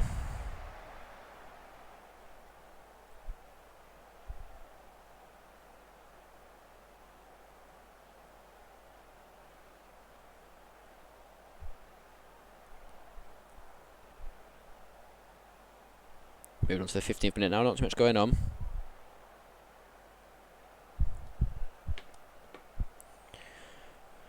Okay, moving on. Baku with the ball, throws it straight to Reguilon, gives it to Oliveira. Dele Alli absolutely charging forward now. No one's challenging. Look at them players back defensively though for Arsenal. Bloody hell, there's so many back. Dele Alli's still running down this right hand side. They're all still around him. Gives it to Lucas Moura. Lucas Moura with the chance to shoot. Wide from the left leg of Lucas Moura. Not going to bother the Leno that one. I'll get it to Arsenal. Spurs with 4 shots, 1 on target. And Arsenal with nothing to Viva yet. And we've got a highlight of Alderweireld here. Eric Dyer.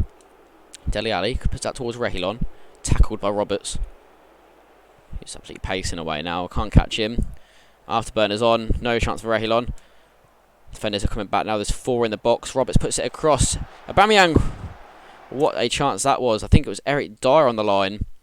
He got the tackle away and stopped Aubameyang from scoring and putting Arsenal 1-0 up there.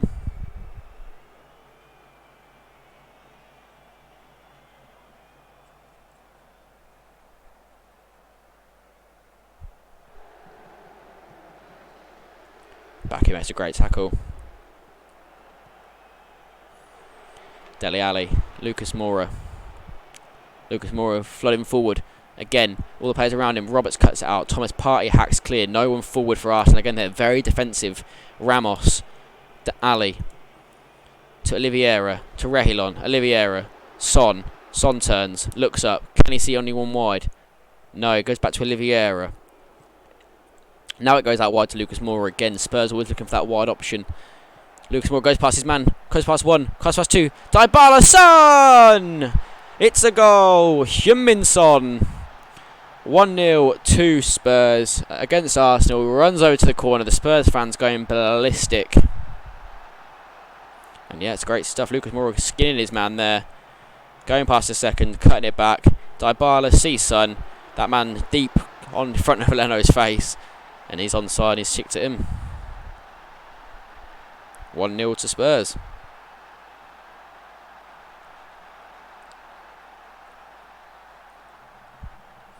Okay, so approaching the half-hour mark now.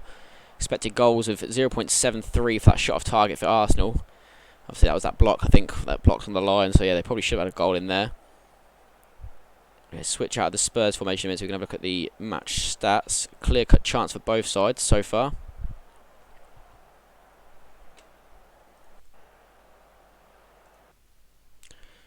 Okay, we had a bit of a pause there. We had a bit of an interruption on the recording. But we're back, and we're still in the 36th minute even. Still 1 expected goal for Spurs, and obviously they've scored. And we've got just under a goal for Arsenal. That chance that's blocked off the line. Possession all in favour of Spurs by 16%. Arsenal's passing really poor, 75% completion. And we've got Alderweireld. It's cut out though by Saka, looking to come forward. Bursting down the line. Can't be caught by anyone at the moment. It's still running Saka, still running, playing that left wing back role. Cuts it across, Reguilón clears in at that left centre back position somehow for some reason. And somehow Arsenal caught a little bit short here. It's Martinez, he shoots. Left footed wide of the target.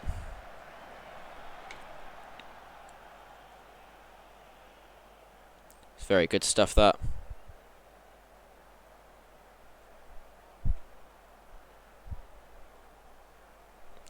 Okay, moving just past half time now.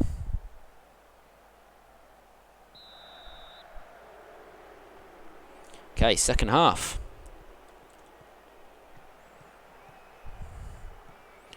Oliveira, and it's into the highlight. Heung-min Son in towards Dybala. Dybala with a chance to look up, sticks it across, Partey clears. And something might have gone here. So referee Graham Scott's gone to the VAR video assistant referee screen. Is there a penalty in there potentially, maybe? Referee's reviewing the incident. Lloris is walking up to see what's going on. A lot of chat between some of the players there. And yeah, penalty. VAR's given it. Lloris walked up to the halfway line. He's very happy with that. And yeah, so now Baku, I think that might have been who gave the foul away. And we've got Ramos up on the penalty. Sticks it to the same way as Leno goes, but it's in the bottom corner. You don't save those. Sergio Ramos makes it 2-0 in front of the Arsenal fans. Oh, no, in front of the Spurs fans, sorry. There you go, wild. Great stuff. Great scenes for Spurs. Stucks it in the corner. Oh, no, it's in front of the Arsenal fans. They all sat down.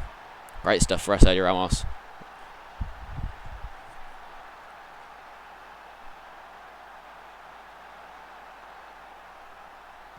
Okay, Odegaard sticks it over to Gabriel Roberts. Dybala picks it up though. Kieran Tierney was going for that. It's hooked forward towards Martinez. Baku cuts it out and that clears that away from danger. You can see Spurs really in the ascendancy here. The passing not getting much better for Arsenal, but it is improving. Their average goals has gone up just a little bit by 0.03. Spurs on a 2.4 expected goals. 2 clear-cut chances, 1 for Arsenal. No shots on target for Arsenal, though, unfortunately. 11 shots with 6 on target for Spurs. They're moving to 2.5 goals expected now. Possession still 58-42. And we've got another highlight here in the 58th minute. So possession of 58, time 58. Lucas Moura's got the chance, swings it across. Not sure what the hell that was. 15 minutes on the clock. Arsenal 0, Spurs 2 in the North London derby. We're going to pause it here for a moment. Yeah, there's the pause, and we're going to switch to the Spurs formation on here. So you can see what Spurs are up to. So yeah, high ratings here across the pitch. Obviously, their goal there, the defence hasn't had to do anything by the looks of it, so that's why he's on 7 well. The goal. Ali having a great game. Lucas, Son. I mean, the woman Martinez has done very little by the looks of it so far. Okay, moving on to the 65th minute now.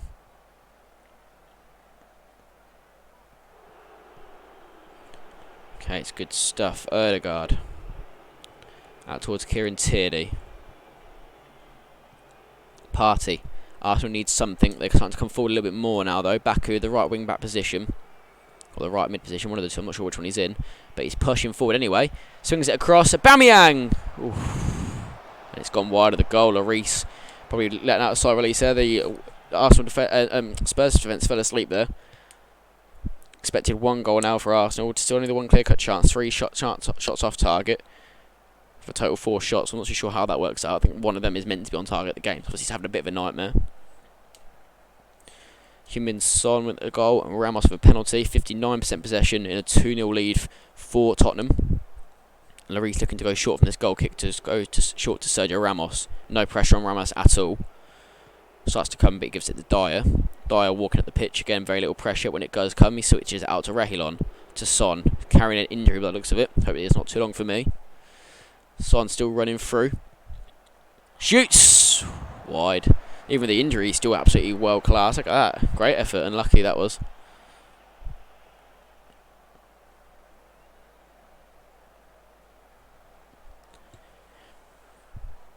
Okay, we're moving forward. 13 minutes left.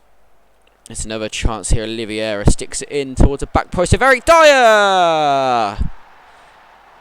Eric Dyer heads home over towards the Spurs faithful who are going crazy in that corner.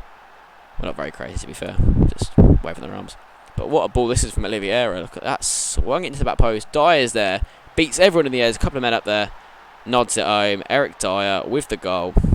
Bish bash bully.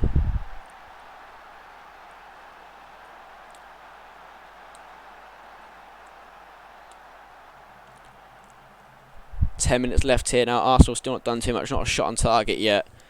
But they're having a clear-cut chance, apparently. Interesting.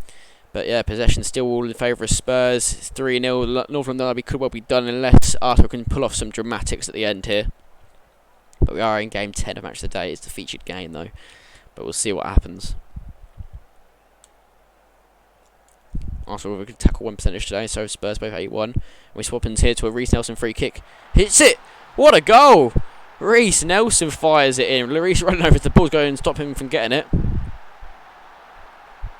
And hoofs it up the pitch, but yeah, interesting. What a free kick that is. I'm not sure what Lloris is doing that far over, but hell of a free kick that from Reece Nelson. Rossi marked that one down, mate. Great goal in the 88th minute. Okay, another highlight. Arsenal going to get back into this. It's Ceballos. Bebu charging forward now. If they score now, this is going to be crazy. Can Arsenal get a goal? Can they the burners on Spurs are right at the end? Bebu gone out towards Baku for some reason, but it's come forward. He's beat his man. Past Reguilón. Bebu back up to Baku. Baku in towards Bebu. Shoots. Lloris saves. Aubameyang back up to Baku again. Swings it in. Kieran Tierney, and it's a free kick. Tierney yellow carded by looks of it potentially. Yeah, yellow carded for a shove there on Sissoko. Bit of a harsh booking, I think that personally from the referee. In towards injury time now. I think this could be done and dusted. We've got a highlight right at the end here. Or are we done yet? Reguilón bursting forward now on the counter-attack. Dybala, no, we're the only one there of the Martinez. Martinez has walked through the middle of the pitch, got a bit of pressure on him. Oliveira back on the halfway line. Long. Bale is on now, tackles Nelson, but Nelson wins it back. Looking to come forward now as Reece Nelson. 6 towards Baku again. This right hand side very good for Arsenal today. They've been the shining light in a pretty average performance. Swings it in. All of our not even average points, I'd say pretty bad performance really. But Ceballos, as was Tierney, booked Nelson. Tierney, now this left side's getting involved. Where was this Arsenal team 85 minutes ago? Bebu even blocked. Hoofed away, Ben Mee got it. Swings it forward. Bebu. Where was this Arsenal team for the whole game? This last Arsenal team in the last 10-15 minutes has been incredible. Partey out towards Baku. Swings it in, blocked by Rahilon. That could be it, hacks it forward. Referee looks at his watch, but it's thrown for now.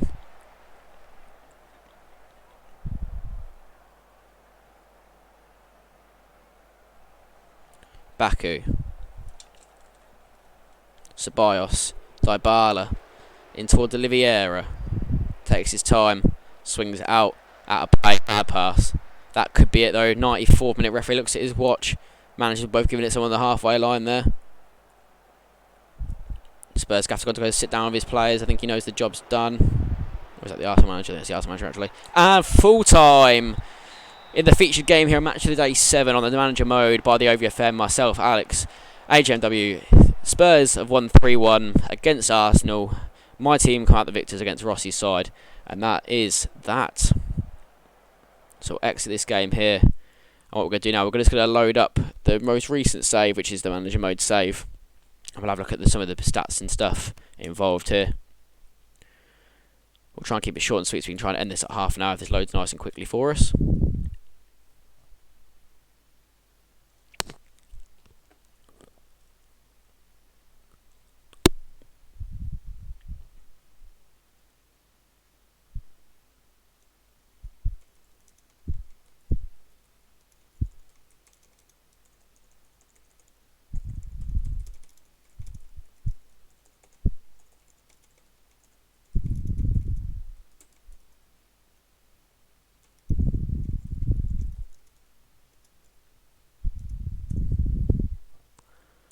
Okay.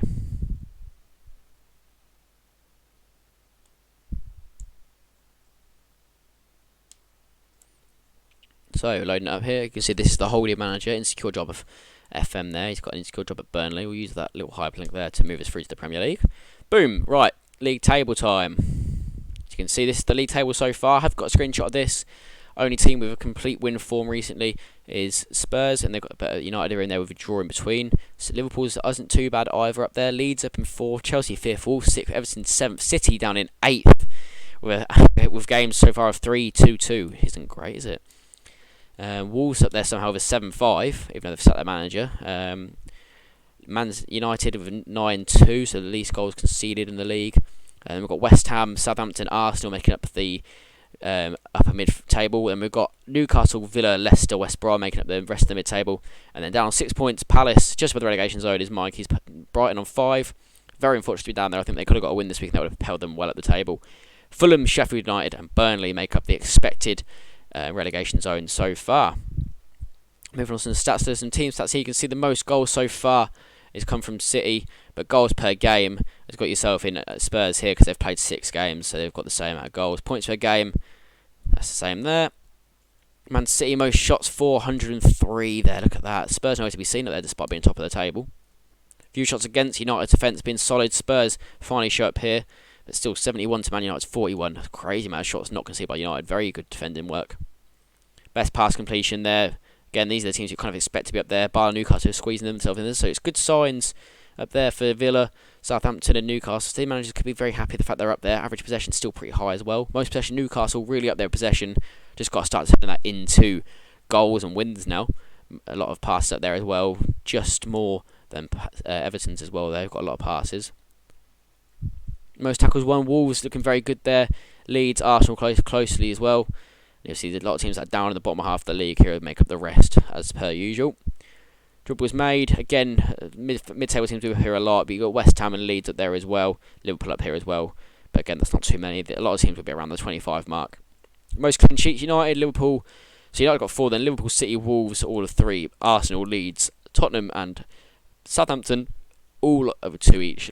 Spurs have got that game in hand. A few's conceded. 2 for United, 5 for Wolves and Liverpool. Both very good defensively by the looks of it. That's why they're up in the league. Leeds with 6, Spurs with 6, City with 8, and then Palace and Southampton both next lowest, but they're not scoring enough by the looks of it. Even though they only conceded one a game, they're not quite up there, but they are in 10th and 16th. We'll go into the player overview now. Most goals: Tony on 8, Grant, Aubameyang, Salah on 7, Son, Rashford, Rodrigo, and Ings all on 5. Assists: got Fornals and Grealish on 6. Salah, De Bruyne on 4, Dybala on 3, along with Willian Jose, Sergio Oliveira, and Tyler Roberts. So great loan signing that one. See the shots there. Man of the matches: Telles and Rashford, both up there as well. Lookman up there. Real Madrid's been really good. Aubameyang's been quality. So see, all these players have really been really good stand-up players for their teams. Most successful key passes: Suso, De Bruyne, Rafinha doing the damage over 30. Jack Grealish, Mario, Trent, Baldock, and Ward-Prowse. So a lot of fullbacks in there. Both doing well. Best pass completion: we can see another bunch of players here all doing some good stuff. Silver, the only one with an assist pass there. A lot of these are defenders. They're going to be there because they'll probably make many passes. Okay, tackles 1. Neto ahead of the rest. Key tackles 1. Delph with 9 key tackles, 15 key tackles of his 16 for Strinic. So you can see the defensive work going out well for them guys there. Olsen with 2 conceded. Obviously, that's still won a game. David De Gea, 0.33 a game. Patricio and Allison having decent records there as well. Melee looking decent. Lloris won a game. Butland dropped this week, but is on this chart. And then, obviously, save held. You can see Sanchez there. Headers 1. Gabriel up there. Tackles, wins, like Barter and one Adam with 1 each. And then penalties. De Bruyne is 2 from 2. Salah only 2 from 3 after that miss this week. Referees here look at the yellow cards. Mike Dean, shock up there, but he's still one of the highest ratings up there as well. It's still there, look, not too bad. Any red cards? Just the 2 in the league so far. Home pens 2, away pens 2. Darren England giving the most penalties away. Injury table. So Leeds have got Bamford, Ayling, Davis, and Lanes out. Boateng, Broadhead, and Digne out for Everton. Obviously, you can see the dates and the times here and stuff like that. Kane still got 7 weeks, 2 months out for Spurs. Son, 2 days out. Engels and Trezeguet both out for long term. One's for Villa. Reed of Arrold, 6 months, looking like the broken lower leg. Schlupp with 11 days. Fulham, 2 players out for 6 days, 2 weeks. Smallbone and Armstrong both out for a little while. Billy Sharp 3 weeks. Lundstrom 3 days. Hendricks out for 10 more days. Bebe looks like he'll probably be fit for the next game. Seamus Coleman out for 2 to 4 weeks of the thigh strain. Justin out for about another week with a hernia. Pulisic out for about 2 weeks with a pulled calf.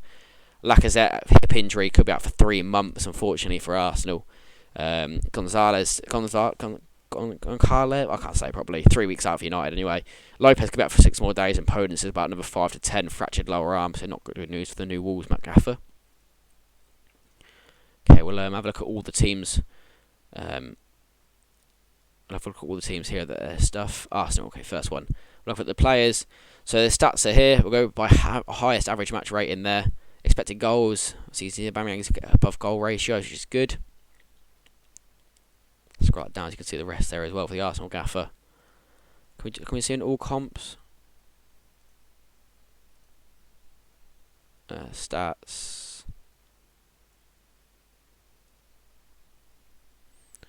Does it not be able to, does it?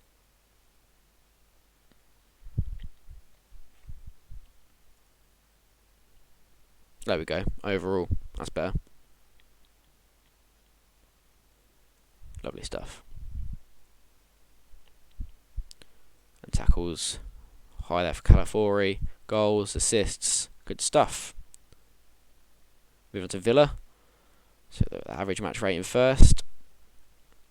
And after goals, assists, Jack Grealish both for that. Ollie Watkins up there for expected though, he's back from injury now. Player of the match, tackles, Matty Cash at the lead. Brighton the same again, go highest match rating. Scroll down so you can see the rest. Goals, assists, expected goals, player of the match, tackles per game. Okay, I'm just going to leave this one to roll through, guys. I won't comment on too many. I'm just going to roll nice and quickly through all these.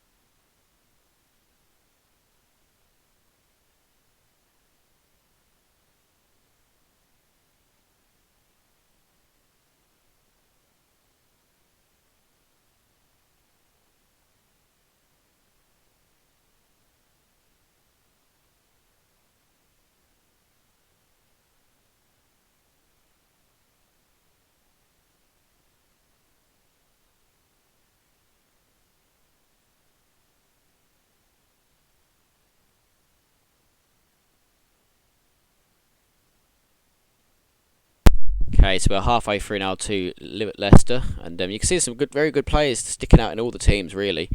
Some really good stuff. We love to see it. Moving on to Liverpool now. Salah up there, Shaqiri up there. That's how that looks for them. City been a bit lacklustre, but they've still got some players really well performing. See Foden's having a great season. De Bruyne, Gundogan, Zinchenko doing pretty well as well.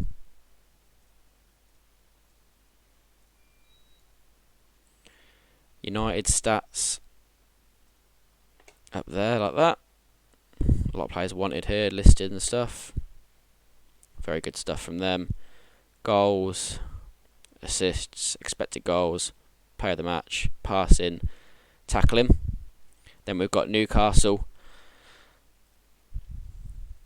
Average match ratings nice and high for a few players there. Hendrick and Jolinton only played one, but Jolinton's got 2 goals. Get him on. Lopez, get him on, play him. Sheffield United now. Not so much there other than George Bullock doing the bits with 4 assists. Oh, gone the wrong way. Southampton. Danny Ings with 5 goals. Diallo with 2 assists. Expected goals. Danny Ings well ahead of that. Shock horror there. Player of the match, sorry. Salisu doing really well. And your average ratings of Redmond, you've got a player Morak and Lewis. Spurs, I won't go over these too much because these are just mine, but we'll flick through them. Martinez in all competitions really showing off what he can do. Tackles, Reguilon up there, Olivier, Celso, Sissoko, Dembele, players you expect.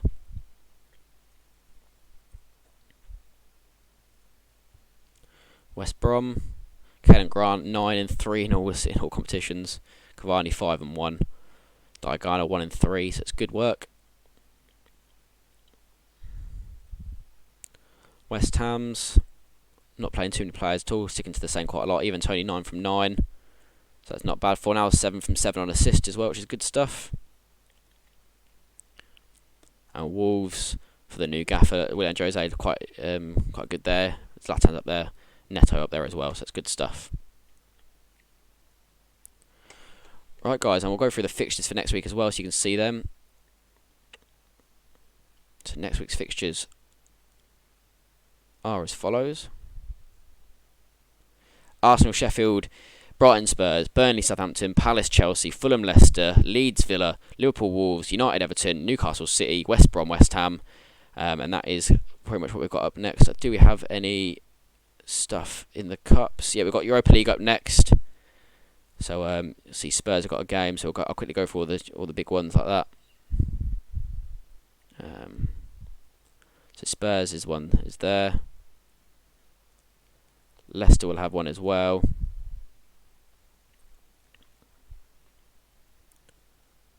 Arsenal will have a Europa League game as well. Click through to them, and they've got LASK, and then we'll go back to Liverpool. Got Champions League this week up against Borussia Dortmund. City, so they've got them soon as well. Their schedule looks like the following. So they've got Sevilla up next, and then Newcastle. So they've got the midweek game. United, schedule for them is Young Boys up next to the Champions League. And then the final one we're going to look at is Chelsea. So they've got themselves up next, Lokomotiv Moscow.